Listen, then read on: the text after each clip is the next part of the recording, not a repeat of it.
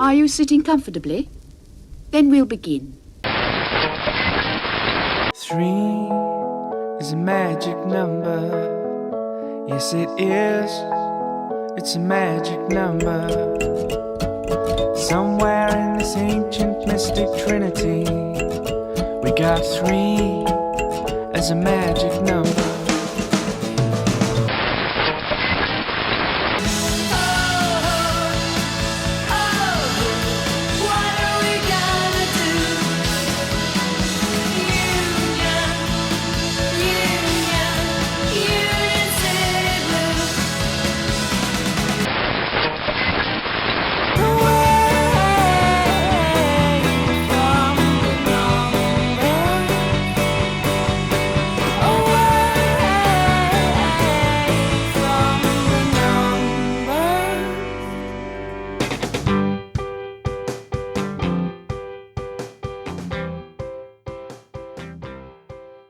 Well, hello again, and welcome to episode 110 of There's Still Time, the AFTN podcast.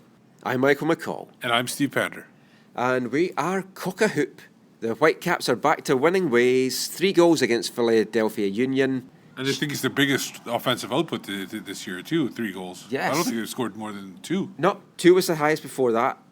6th clean sheet of the season as well in 11 games. Phenomenal. Back to the top of the standings in the Supporters' Shield. So, I mean, with all that news, I mean, it's hard to kind of find anything to pick fault with, but I'm going to and say I was disappointed it was just 3-0. It should have been a lot more. Yeah, this Philadelphia team was very disappointing. They actually, you know what? I'll take that back. They were pretty good in the first 20 minutes. I thought they controlled play, and then there was that big save by Ousted. Robbo said after the game he was surprised the way that Philadelphia played. That he thought they would come and sit a lot deeper, but they played a really high line. And for the first 25 to 30 minutes, I mean, I thought they were the much better side. And like I said, that save by Ousted, and they had that chance, Wenger, I think, off a volley, right at the far post. Ousted came with a huge save, and that kind of woke everybody up. Yeah, I mean, that was what Robbo said was the defining moment after the game. That save added a bit of spark to the team, gave them a boost. I mean, Pedro Morales said that as well, and basically just gave them the kick up the ass that they were needing. And I still don't actually, I mean, it was a great save, fantastic reaction save. I still don't actually know how much Ousted knew about it. Well, he said in the post-game scrum that he was just trying to get big and cover as much as possible, and it obviously hit him in the right spot, and Tim Parker was able to clear. But yeah, if that had gone in, who knows how? Because then at that point, Philadelphia would have dropped back and just they would have sat soaked back up and everything. And we've seen it before that when teams come and sit back here at BC Place, the Whitecaps struggle to break them down. Yeah, and that was definitely the fear. Overall, though, 3 goals, all from attackers. Pedro Morales.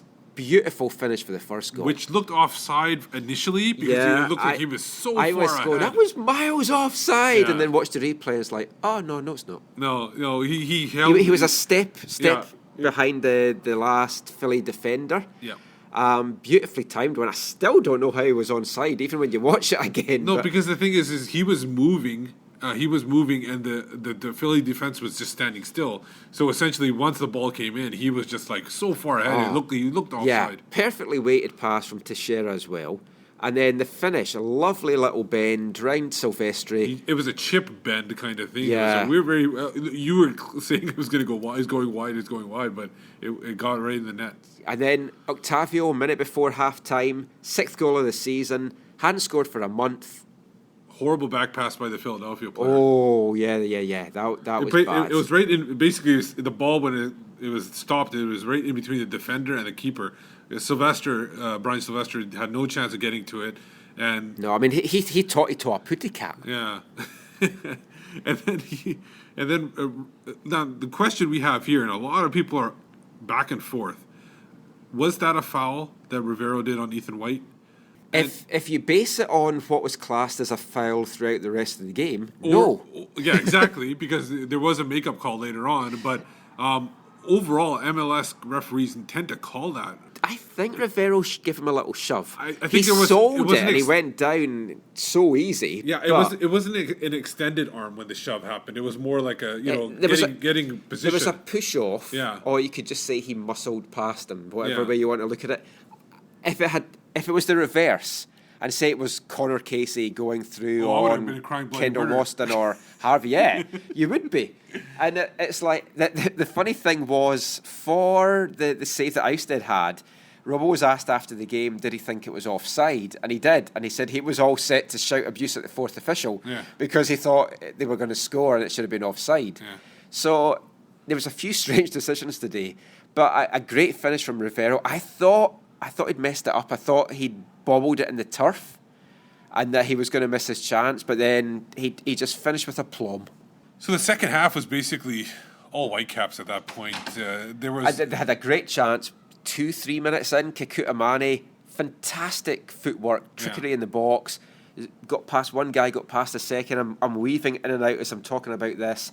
And then Silvestri comes up with another big save. Yeah, big save. Silvestri was fantastic for the Union today, for making his MLS debut, and for a player that we've both seen play PDL and reserve games for the Whitecaps, where he was atrocious. it wasn't impressive at all. Good shot stopper, though, as you said. So talking about the big man, obviously he'd been at the Whitecaps for a couple of years, been on the Whitecaps MLS squad for 2 years in 2011 and 2012.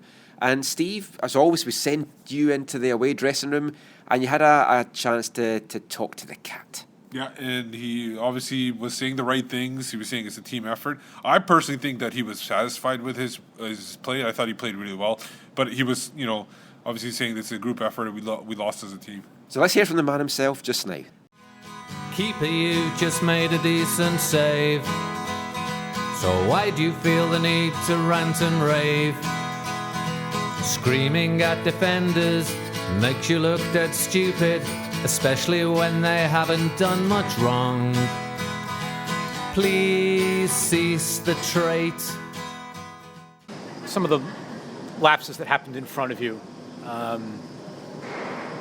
and then those created the chances that led to the goals. How much of a challenge was that to deal with as they were happening? I mean, it was a team effort. I mean, we both just miscommunicated on the situation. A couple of goals, we thought the player was offsides. The referee didn't raise up his flag, and it was just frustrating. Frustrating. You feel like your performance was solid? You stopped those big stops and just couldn't stop the one-on-ones? It's a team effort. I mean, we lost as a group. It's not an individual performance. We lost as a group. So we just have to continue to work better on everyone. A couple of years ago you were here appealing PDL and everything like that. Did you see yourself coming back and making your debut in BC Place? And did it show some kind of thing? To be honest, I always prayed to come back and play against Vancouver. But it was a blessing to play. Get back in MLS is a blessing. I've been through a tough road for the last 3 years. 3 meniscus surgeries out for a year. And it's a blessing to come back to my first club. You played against the Union last year with Harrisburg in the World Cup. Do you think that really helped you, get into in their books as a good keeper? It's been training. Hard work and dedication gets you where you need. Have faith and put God first and hard work. I always had confidence in myself. I just needed my opportunity.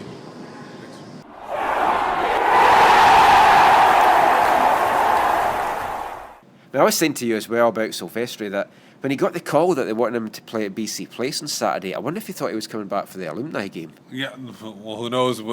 Generally, I was like, oh, great, Silvestri's in. This is like 4-0. I thought the score was going to be. But he came up with some big saves. The one off Morales when Teixeira just basically flicked it to Morales and he came up with a huge save. And he had to come up with him because he had no defence in front of him. No. It was terrible defending. After the red card, he essentially had no central defenders in front of him because they had subbed one off. And then the red card was to Marquez, who was the other central defender. So essentially, Maurice Adu had to come back and play centre back, so by himself. So I think it was a tough red card as well for Marquez. If it had been in reverse, it was a Whitecaps player, I'd be like, how is that a red? I personally I think it's going to get rescinded. I can only assume though the referee thought that he was out of control. Yeah, and then obviously we're talking about Adu coming back from that defending there. He essentially got turned inside out by Maddox for the third goal. We saw that he actually had scrambled eggs and toast for his pre-match meal. That's how turned inside out he was. I mean, Mattix, he'd missed a really bad chance just before that, where he really should have done better. It was basically a chip over the ball. Yeah. He missed Well, it. I would say it was a really bad chance. It was a hard one to finish. Yeah. But you at least kind of have to get it closer to the net than he was did. far wide, It was a case of like, not how far do you want the net, it's like how far do you need the net, how wide do you need the net to finish something like that. But then shows that it's not playing on his mind. Got a goal that will do his confidence a world of good. Not that he needs his confidence boosted, but just great footwork, great trickery, great finish. 3-0. I'm disappointed that it wasn't 4 or 5. So that's our thoughts. We'll hear a little bit now from the coaches. Don't want to play too much because you can find a lot of the Whitecaps stuff on the Whitecaps site, obviously. But we'll hear a little bit, first of all, from Whitecaps coach Carl Robinson. And then the man that you could say it's curtains for Philadelphia, Union coach Jim Curtin. A good performance, but fine lines this game, because you look at David's save just before we scored our first goal, and if we go 1-0 down at home, then suddenly the dynamic of the game changes. So we enjoy it, we don't get carried away, but it's a good performance. Decent first 30 minutes. We should have went up 1-0 on the one that comes across to Andrew. Alstead makes a great save. I think Andrew could have took it a little better as well. I think it deflected off his shin. You don't take your chances against a very good team. You're going to get punished. And, I thought we kind of gifted them 2 goals as well. With Ethan has a free header to head the ball forward, uncontested. He heads it back, creates a bit of a mess from there. It's close on offsides, but I think he's actually on when you look at it. The second goal, again, Chaco makes a mistake playing a back pass that's unnecessary. Is it a foul on Rivero? Maybe, but at the same time, you can't give quality players and a quality team 2 goals because they'll punish you. The third didn't seem entirely to be Brian's fault either. Yeah. How would you judge his debut? He actually had a very good game, all things considered. We hung him out to dry on the first 2, the third one as well. Point-blank shots on all of them. He made some good saves for us. He did everything we could have asked for. So a good day overall from him. Again, after a good 30 minutes, it was disappointing to have a letdown like we did, and you can't give 2 goals to a good team. Is this a game where you just got to forget it and move on and not even dwell on it too much? Yeah, I mean, it's a difficult result, obviously. You don't want to give up 3 goals. I thought the red card was a bit harsh. I'm not even sure it's a yellow card, to be honest. I just watched the replay. I thought it was not the best call. Maybe they'll review it because Richie, I thought, actually had another good game for us, Marquez. But again, like I said, it's difficult. You have to know in this league, no one's going to feel sorry for us. Next week's going to be difficult. We have DC at home, so we'll have to get ready for that one. So that was both coaches there with their thoughts of the game. Now, we'll just have a quick chat about some of the Whitecaps players. Sure. Mauro Rosales picked up an injury, went off after 11 minutes. It's a tight right quad. And say that 3 times. That's why I went really slow with that. And Robbo said after the game that Boston had drew Robbo's attention to it, but he played a couple of minutes on after, so it wasn't too bad. But Mauro basically just said he didn't feel right, and it's another tough blow for Mauro. But the bug came on. He came on for him. I thought he played really well. Really good. Yeah, he obviously still trying to find his feet. Yeah, and he had a great chance in the first half. Pretty close to his feet if he wanted to find him. Well, like Rivero had a chance in the first half where he took a shot into the side netting at the near post where Teixeira was clear. Nobody back around post. him. But I just don't think he saw him. He's so small that it's like he's going, hello, I'm here, Octavio, or whatever that would be in Spanish. Yeah. And he just didn't see him. He had a minor kind of appearance with as in a sub earlier in the season, but I think this was really his debut because the fans and everybody got to see more of him. I think he came on at the 12th minute, and I thought he did really well. He wasn't afraid to go in the box when the box was brought in. He made diagonal runs. Yeah, and fantastic. And then another debut was Tim Parker playing right behind him. It was funny because if you look at it, Tim Parker's 6'1". Teixeira's 5'2". You kind of average it out. It's about 2 5'7" guys.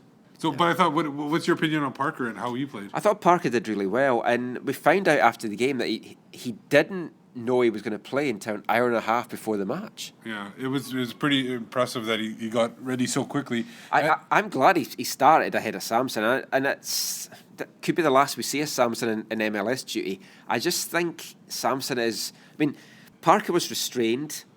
My only fault with Parker, I felt, was he maybe didn't push forward enough. Yeah. There was a couple of times that the Whitecaps needed that overlap on the right or someone at the back for when the ball came, and he hadn't made that run. And I think he'll learn that. But the thing is, that could have been instructions to him to not to venture too far forward. And you don't worry that he's going to get himself sent off in the first half either. Because it was Harvey who was really going forward, especially in the first half and a little bit in the second. He was the one that venturing forward. So maybe it was a thing where they were just sending Harvey forward and keeping Parker back. Possibly, and another good game from Harvey as well. But before we wrap up the chat about Philly and the Whitecaps today, let's hear a little bit from the first goal scorer, Pedro Morales, Whitecaps captain, and he spoke a little bit after the game, just about the game, finding the back of the net, and the wonderful save of David Ousted. Happy relief that you scored? Yeah. It's important for the team, no? For the first game, aside the first goal, maybe the team more confidence after the first goal, but I think so played very good today, create chance, keep the ball, possession. Yes, I think so. Good result 3-0. Another team, very good team, Philadelphia, good player. But I think so it's very good performance today. We saw a little bit of what Christian Techera is going to bring to this team this season. Yeah. Just tell me a little bit about what you saw from him today. No, Christian, I think so for the adaptation, very good. He like one movement behind me and go to space. And I think so he have too much help for the team this year. He's a good player, good person. Just I need maybe play more for your confidence now. How big was the save by David Ousted? You know, the team was kind of asleep for the first 25 minutes or so, and then it kind of woke up and got more chances after that. Maybe one David save the chance, maybe the team go up now, confident more. Say in the field, come on guys, let's do it. But I think so for this chance the game changed a little bit for us, much better. But today important one win today 3-0. So that was Pedro Morales talking about the big save from David Ousted and how it affected the team and everything. And we're going to go and turn our attentions a little bit to Philadelphia now. So we're joined now by Jonathan Tannenwald. You'll maybe have seen him on Twitter. He's known as the goalkeeper.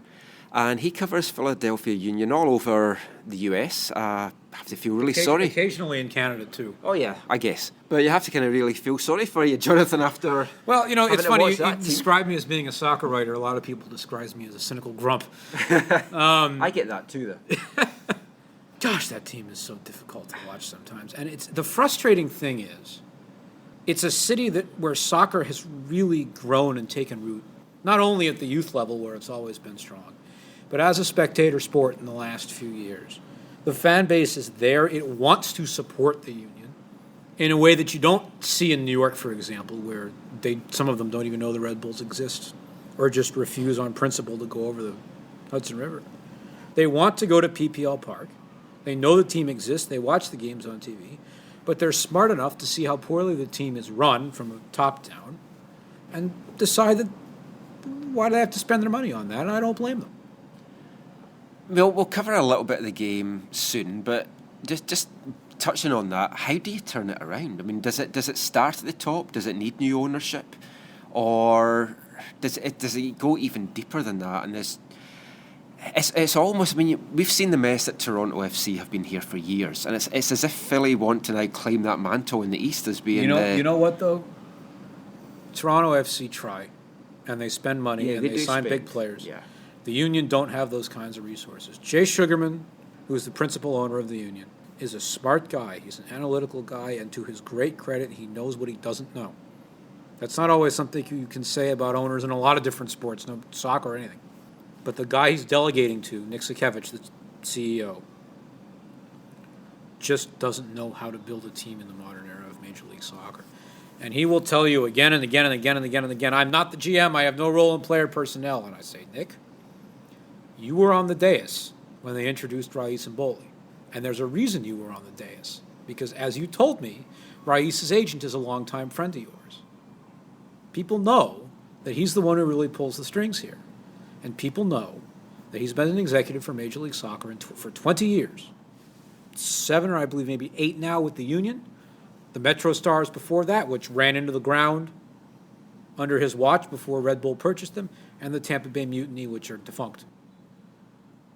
How many trophies do you think he's won in his career as an executive? To both of you, tell me. I'm going to say 0. I'd have said 1 or 2, but I'm thinking it could be 0. 0 is the correct answer. Now, at a certain point, is that all of the coaches that have worked for him and all of the players that have played for him? Or is that him? But here's the best thing of all about it. With the union, he's a part owner of the team. So you can't just fire him, you have to buy him out. Or you just have to limit what he's able to do and put it in writing or something like that. Sugarman, the principal owner. We're getting interrupted by Mark Weber of the province here. Sugarman, the principal owner. Jay Sugarman, as I said, great guy, smart guy, knows what he doesn't know. Said publicly in a press conference at the end of last season with Nick sitting next to him. With Nick Sakevich, the CEO. They were sitting at the dais together, and Jay said, we're going to hire a full-time sporting director. Hasn't happened yet. Now, Sakevich, and part of this is because of the way that MLS teams were structured in the early years, has never been part of a team that's had a sporting director. I'm going to use an example that is fraught with its own flaws, but a Nick DeSantis to a Joey Saputo, for example. I mean, that's a good way for folk to kind of know what you're meaning, because it's like, we've seen how that works. I mean, one of the things I would say, though, as well, am I right in saying Philadelphia still don't actually have, like, a residency and academy program? They do. They have a high school that they own and operate. Yeah. Did they have that? It opened a couple years ago.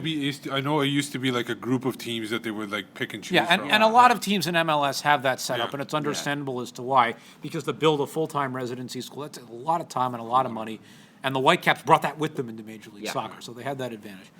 And the Union don't have the resources to build the caliber of training ground, for example, that Toronto FC have. Because I mean, you look at the squad today, especially on the bench, and it's an old squad, and when you're playing a weakened team, and you're playing on the road, and you're out of form, and then you're coming up against Kekuta Manneh, Darren Mattocks, you've got all these young guys. Christian Teixeira comes on. It's like, surely the Union needs to start getting younger, maybe taking a couple of years of a hit to lead these young guys through. They can and they can't do that. They don't have the depth coming out of their academy or out of their USL affiliate yet to really do it. And they've not made the playoffs since 2011. And they know that that's the first thing they need to fix, which is why they've got a more veteran squad. But today, the average starting age was pretty young. Richard Marquez has shown that he can play. Zach Pfeffer, who's a big part of the U.S. under-20 national team, can play. Christian Maidana is young. Fernando Aristigueta is 22. Eric Ayek is 18 or 19 or 20. I forget exactly which. It's just the only thing that matters in Philadelphia. As with a lot of other markets, and I would argue in more markets in Major League Soccer than a lot of people think, the only thing that matters is winning. Yeah, I agree with that. The playoffs, in American sport and culture, the playoffs are the be-all and end-all. That's right. And it's like, if teams don't make the playoffs, it's deemed a failure of a season. And you know what? I don't want to go down this road too far, but you opened up the rabbit hole in front of me, so I'm going to do it. The pro-rel tinfoil caucus, as we like to call them down in the States, says, we should do it exactly the way the English do it, in every single way. Now, you obviously know better than to do it every single way that the English do it, and you have for all your life.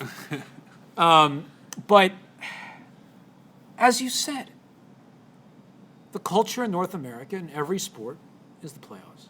And you're judged on whether you make the playoffs. And I think that's the perfectly right way to do it. I honestly don't think relegation would work in North America. I think you would kill franchises. Like they're considered franchises here. You would kill them here. And there's no way you're going to lose like probably 90% of your support if you go down one level. You're never going to relegate the entire cities of London, Manchester, and Liverpool out of the Premier League. You know, there are some sort of kind of examples in Leeds and Sheffield and places like that. But if you lose Philadelphia and Boston, like last year, towards the end of the year when Jurgen Klinsmann brought up the fact that he wants to see pro rel in American soccer. And we're going way off the rails here, and I'll cut it off after this. ESPN did a graphic on one of their national TV games saying, here are the bottom 5 overall teams in Major League Soccer. And 3 of them were, one of them was Chivas, obviously. I think one of them was Montreal. Then you had Chicago, San Jose, and Philadelphia. 3, 4, and I think 6 or 7 in the top population and television markets in the country. Out of the league, forget it. Yeah. It's all about the markets, and it's like Don Garber's spoken about that so much. That's why he wanted Orlando. That's why he wants Miami. That's why he brought in Atlanta. That's why he brought in New York City FC. Yeah, and you know what? It's paid off. And the second LA team coming up. People have complained about New York City FC being a minor league team. That's the other thing.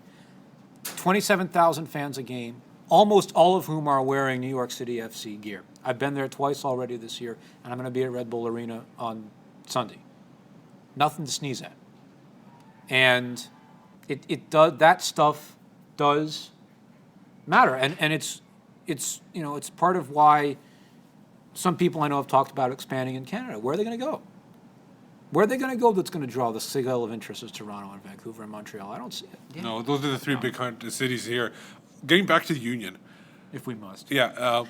Is it as simple as getting out of the albatross of a contract with that Algerian keeper? I think Sakevich. I think Sakevich. I couldn't remember Ryan his Simboli. name. I think Sakevich has to go. Yeah. Because if they fire Jim Curtin, and you were saying that he's taking a lot of the flack too from the union. Because who else is going? Yeah, exactly. The chef? I don't know. Yeah. The buck always stops at the manager, and it's not always the manager's fault. No, and but I mean, I've been bad myself in Scotland with my team. We always call for the manager's head. I'll tell you what. I've criticized Bobby Lenarduzzi plenty over the years for throwing his weight around where he's not supposed to sometimes in terms of who gets signed and who gets to pull the strings. It does seem to me at the moment like they've gotten out of the way. And I think that's a big part of the reason why the Whitecaps are winning. And, we talked about Montreal earlier. Last year, in fact, at the game when I was up there in April, the Ultras Montreal unfurled a banner that said, I think it was like 3 years, 3 coaches, 1 DeSantis. Now, obviously, they've got a reputation for being very independent. Yeah. But the Sons of Ben don't. And I know there's some divisions right now within them about whether they want to make a statement. I know there are a lot of people in there who want to make a statement that says Sakevich out, and I know there are a lot of people who say, well, we're just going to support the team. But as soon as you have that split, you're toast. Yeah. And if they say, well, we worry about our relationship with the team, however you want to interpret that. Well, sometimes you got to step up and take a stand. Lo and behold, and I'm not saying this is why DeSantis got reshuffled, but he did, and it seems to have been substantive. Mm-hmm. And they said to Frank Lopez, we're going to let you go and get your players. I know they struggled in the league, but they made the final of the CONCACAF Champions League, and nobody's ever going to take that away from Frank for the rest of his career. Yeah, if the manager's got to cook the team, he's got to shop for the groceries or something like that. Right. I know some coach said that somewhere in some league. Right. It's frustrating because of what Philadelphia can be as a team, what they can be as a fan base, what they can be as an entity. Let me ask you this. I come from UK supporter culture where fans have a lot of power. If they protest at games, if they boycott games, if they protest outside games, they can often remove a manager, they can remove a chairman, whatever. It's happened with my club. We've done it so many times. Does that culture exist in North America? Oh, absolutely. Even though the money that these people are putting in, do fans still have it exists that in power? Philadelphia. I've seen many times over the years at the baseball games they yell for the sacking of the general manager. at the Flyers games, and Paul Holmgren was the general manager, you had the whole arena chanting "Fire Holmgren." Yeah. It's not as organized as Europe. But But you have at the Eagles games when Andy Reid was at the end of his tenure as the head coach and they were struggling, you had people yelling "Fire Andy." Philadelphia sports fans are not afraid to. They boo light Santa somebody Claus. up. Now, Eagles wait a fans. minute They boo here. Santa Claus. I'm not from Philadelphia, but I'm going to stop you on that because the Santa Claus who was out there was a substitute actor for the guy who was supposed to be there, and he did a really poor job. Oh, okay. That's what backstory is. All I hear all the time is they booed Santa Claus. And the funny thing is, the guy actually, like a week ago, the guy who was that Santa Claus passed away, and it was a big story in Philadelphia. Oh, okay. But I'm sorry, I have to. No, you just hear it on sports radio all the time. Of course you do. Philadelphia fans booed Santa And Claus. I'm not from Philadelphia originally. I'm from Washington, D.C., but I am always willing to stand up and tell people that story has a lot more to it. A lot more to it, okay.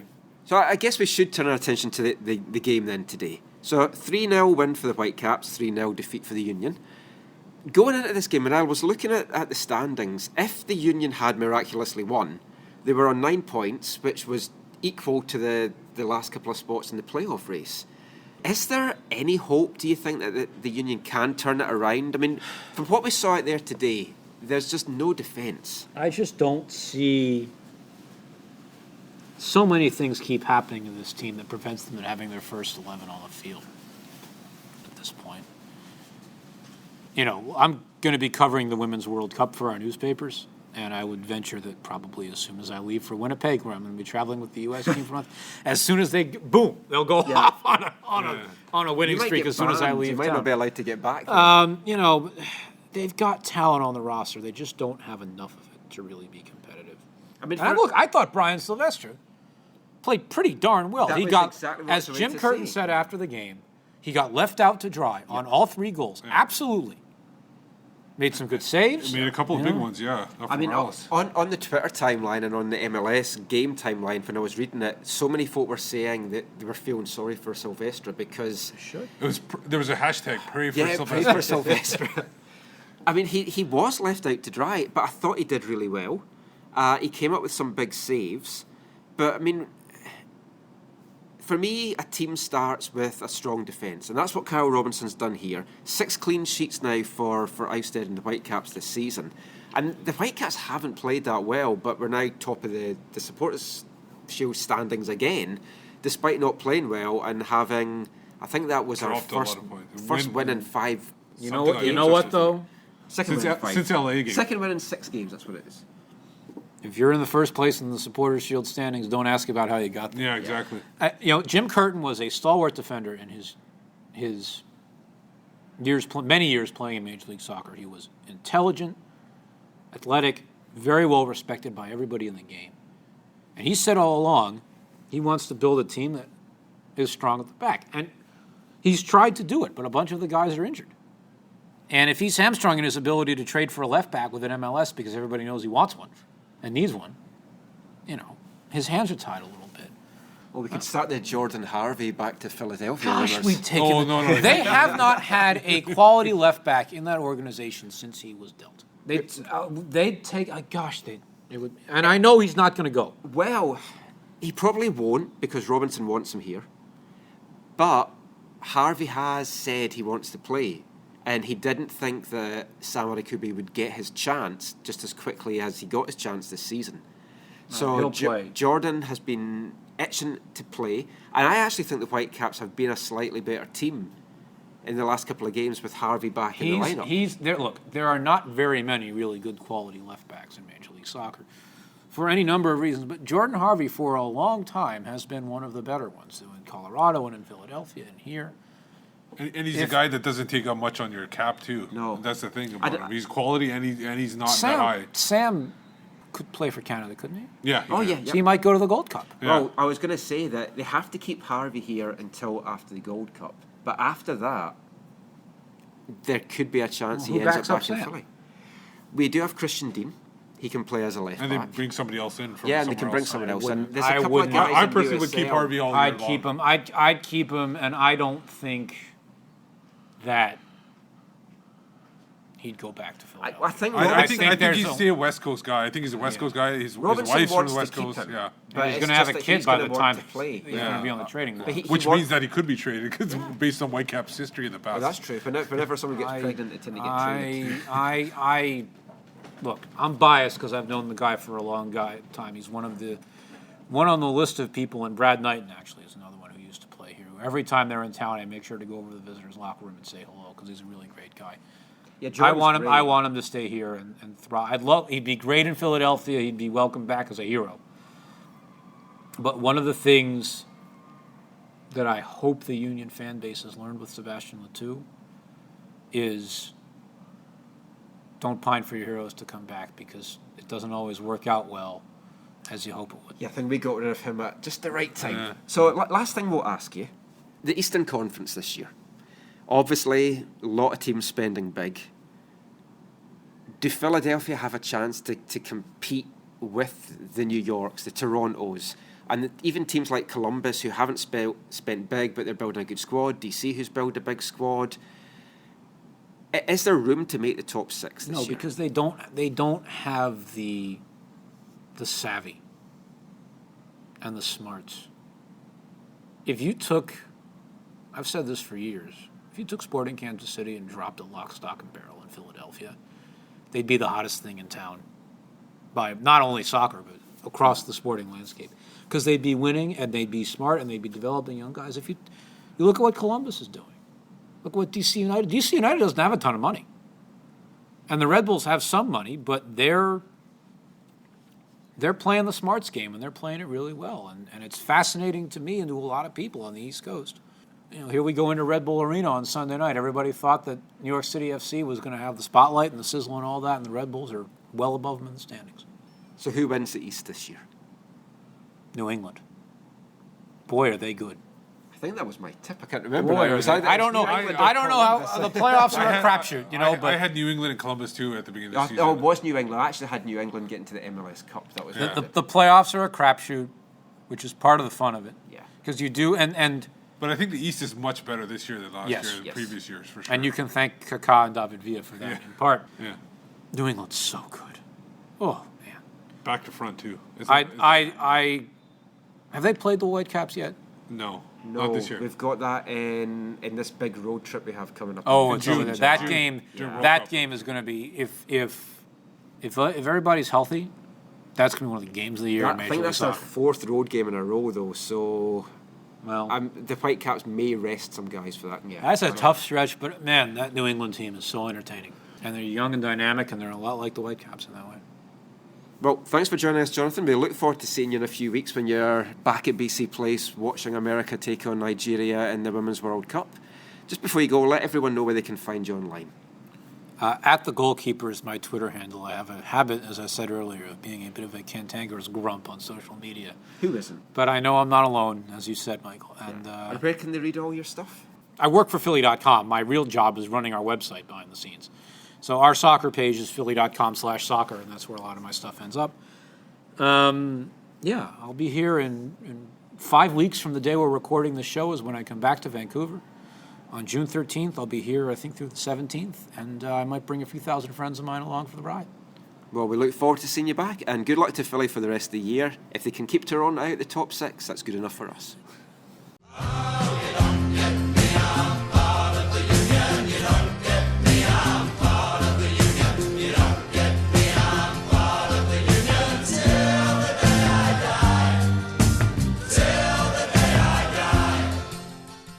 So thanks to Jonathan Tannenwald for joining us there. Always interesting to talk to Jonathan and get an insight from someone out east about MLS. Let's get on to the next week coming up, which is going to be a busy week again. They are hosting which should have been the second match of the Voyageurs Cup semifinal, but it is the first now because of the cancellation of the game at Edmonton. But they are hosting FC Edmonton midweek, 7 o'clock, BC Place. What are your initial thoughts on what we can expect there? I'm expecting a comfortable win for the Whitecaps. One thing which I'm going to ask Carol on Monday when we're back at training is, whether he's now going to approach the game a little bit differently now. Because the first leg, it's like you're hoping to get a couple of away goals and then come and just basically kill it off at home. But now they don't want to give up an away goal to give Edmonton that edge. And they kind of have to really go for it because they don't know how the second leg's going to play out. So I think we're going to see a very attacking team. It's going to be a completely different team than what we saw here today. But we kind of knew that. Paolo Tornagi's probably going to get his first start. Big question, Tim Parker, who was going to play alongside Christian Dean in the centre of defence in the game back there on Wednesday, played 90 minutes today. Can he play another 90 minutes? Will he play another 90 minutes against Edmonton? Yeah, I personally think he's ready to go. He's a young guy. I don't think it's going to be that much of an issue. One of the guys on the team as well. And they're playing at home. It's not like you're traveling anywhere. So he just basically, as he said, he's going to recover in the next couple of days.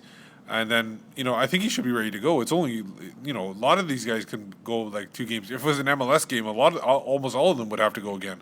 Well, he might be looking at playing 3 games in 8 days, so that's the thing. Yeah. And with the third game being against Seattle, maybe Beitashour's back by then. Maybe he's recovered his sore ass. Yeah, sore ass, glute. Or, in fact, that was actually one of my favourite quotes from Kyle Robinson last week, talking about Beitashour's injury. In fact, let's just play the audio. I can't do it justice. Let's just play that now. And what's the update with Stephen Beitashour? He's got a gluteus maximus. I call it a little strain in his bum cheek, but I don't think that's the right way to say it. That's how I'll take it. So yeah, well, I did say arse cheek, but I'm not allowed to say arse cheek, so bum cheek, and now it's gluteus maximus, so because I'm too honest.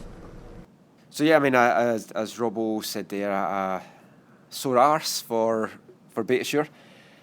I don't know if he'll be back. He was after the game today. It was interesting. Some of the USL guys and the guys that's expecting to play on Wednesday were doing a kind of mini game on the pitch, and Beitashour was just doing laps up and down the track. So he must be close. Yeah, and because he definitely would have been doing laps on BC Place turf if he wasn't close. Diego Rodriguez isn't going to be fit for the midweek game. Yeah. Carl was asked that after the match today, but he said he might be available for the second leg. That could be a time that he looks for a return then. So if Parker does go 3 games in 8 days, you could see Rodriguez playing alongside Dean possibly next Wednesday. Yeah. But how do you think it's going to go, Steve? I'm confident. Edmonton do have a lot of attacking threats. Hit 6 goals against Ottawa. And it's only Ottawa, but still, it's impressive, and they've got a few guys that are finding the back of the net just now. Yeah, it's definitely a different team. In the past, they've struggled to score. This is definitely a team that can score. My one concern would be that a lot of the back line is going to be USL back line, which played against like teams like TFC and Seattle. Are they going to be strong enough to deal with it? Because the teams that they were playing against, they weren't as skilled as FC Edmonton. It's about a similar level. So are they going to be able to maintain against them? I mean, there's no way the Whitecaps shouldn't win this. With the quality that's going to be on display, you're going to have a Welsh international in Earnshaw up front. You're going to be playing Mosqueda. There's no way the Whitecaps aren't going to do this. The Whitecaps also are going to have the advantage as well in that Edmonton's going to come here and be confused as hell by what that giant yellow orb in the sky is. Yeah, exactly. And running water and electricity.